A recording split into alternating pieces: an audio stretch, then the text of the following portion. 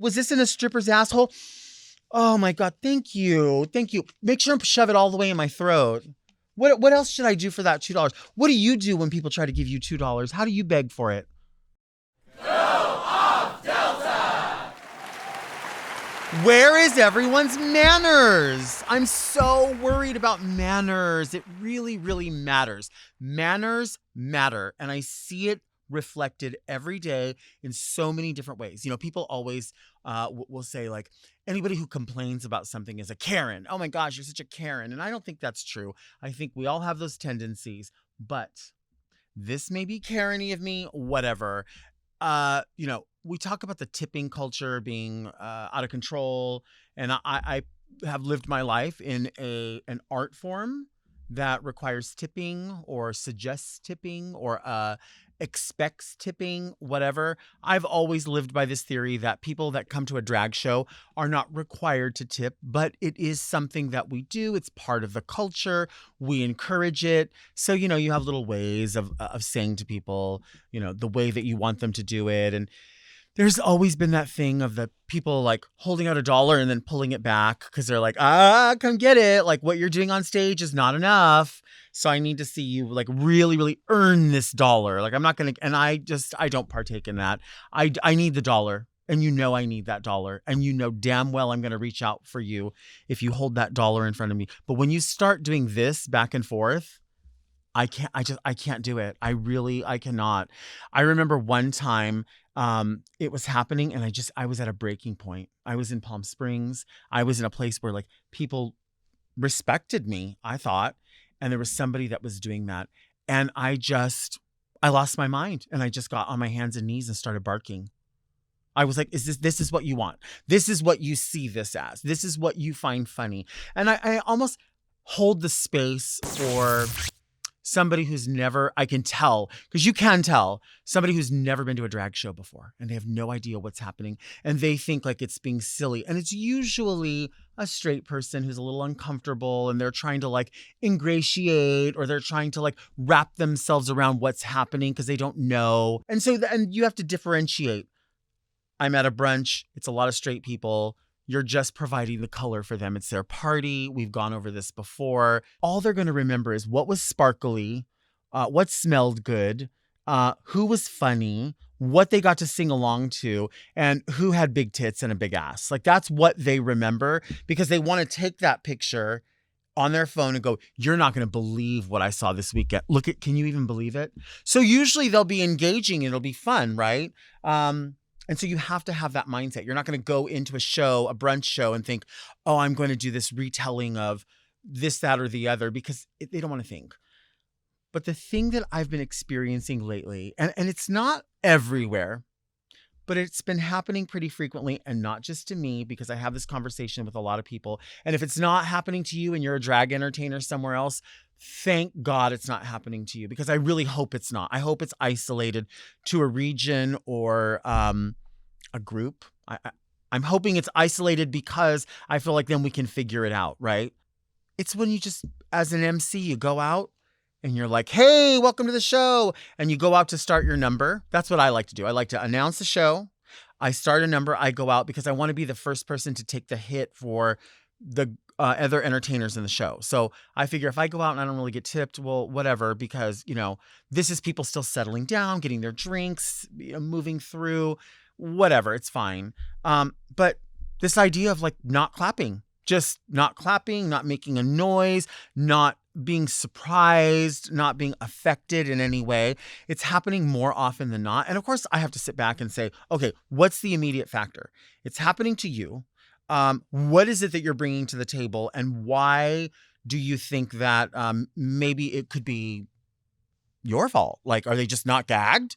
Are you not gag worthy? Are you boring? Are you ugly? Are you not putting enough effort forward? Usually for me, I feel like the opening number should be sort of this welcoming number idea. It doesn't have to be the most, something you have to put a lot of thought into. It could just be a hello, I'm here sort of number, right?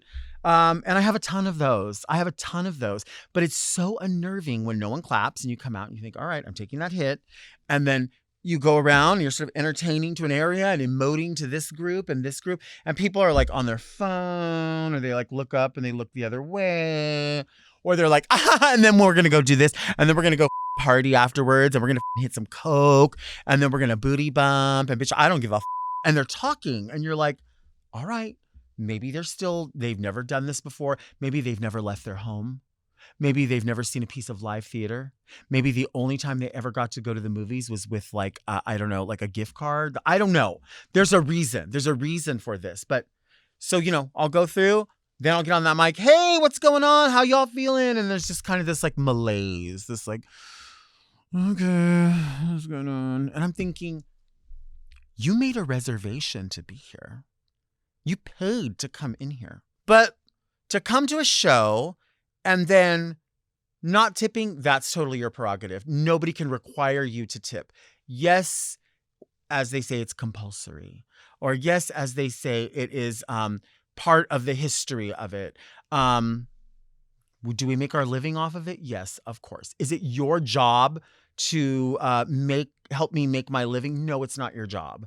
But I feel like in a space where it's live theater, it is your job to clap, if you're at a seminar that you don't even want to be at, and someone's up and they're like, yeah, and we've got this next new generation, this, and this, and the next person coming up is going to talk about it. Please make welcome Laura Appleby. And people will just, oh, Laura Appleby. Well, that's good.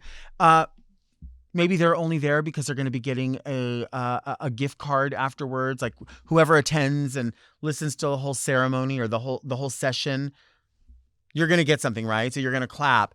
I don't understand why you wouldn't take that same effort to a place that you paid to be. I don't understand. Like, and especially knowing that drag has been under such an attack, it's really weird to me. Like I hold more space for straight people, for cis people to behave that way than I do for queer people, because I feel like queer people have the responsibility to like be in the front, right? To be arm in arm in front, marching in front, saying this is a respected art form in our community. And when I go sit and I take in this type of art form, and my favorite entertainer is not out right now, but will be coming out, I'm going to applaud for everyone, because yes, I have my favorite, but they all need to be respected. And it's part of my job as a member of this community to show other members of a community, this is how we behave here. This is how we respect. This is how we show love. This is how we give people a little bit of dignity. It affects me personally because I'm invested. I love what I do. I like making people happy. I like being a local queen. Sure, I love having a national, if not international platform with this. If I had my way, I would podcast all day long. I love it. I love talking. I love talking to people. I love interviewing people. Anytime something comes up, I'm like, I want to do it. Put me in. Let me be somebody's sidekick. Let me be the host. Let me, in some way, let me write. It's just like, what a weird time to be alive in your life. It's like, what does Dolly Parton say? Design, refine, and shine. And I always thought in my 20s, I was designing what it is that I wanted. And then in my 30s, I would sort of whittle away those things that worked and didn't work because we're refining it. And then in your 40s, you shine, right? But what do you do? Like, what do you do after that? What's next? And you know what? Listen, Jasmine Masters said it best a long time ago. RuPaul's Drag Race up drag. But also put drag on a really great platform and gave people opportunity. It's not really Drag Race that did it. It's people who go, well, I watch Drag Race on TV, so I support drag. No, you don't support drag. Your favorite Drag Race contestants you're supporting when you watch the show. But when you're out and about and you're at a show seeing how this art form really moves and you aren't even clapping, it's free to clap. It is free. And to not do that just out of bare bones, basic respect. I'm not saying you have to gag and jump up and down and scream and drop your whole paycheck off to every single drag entertainer. I'm not saying that.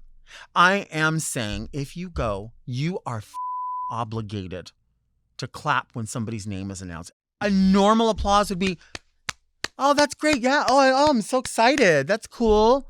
Like, nobody's asking you to jack off and go off and be like, oh, fuck, this is going to change my life. Like, I'm not expecting that. And there is something so magical about a crowd that is there to see whatever it is that is being offered up. Again, I go to Fat Slut.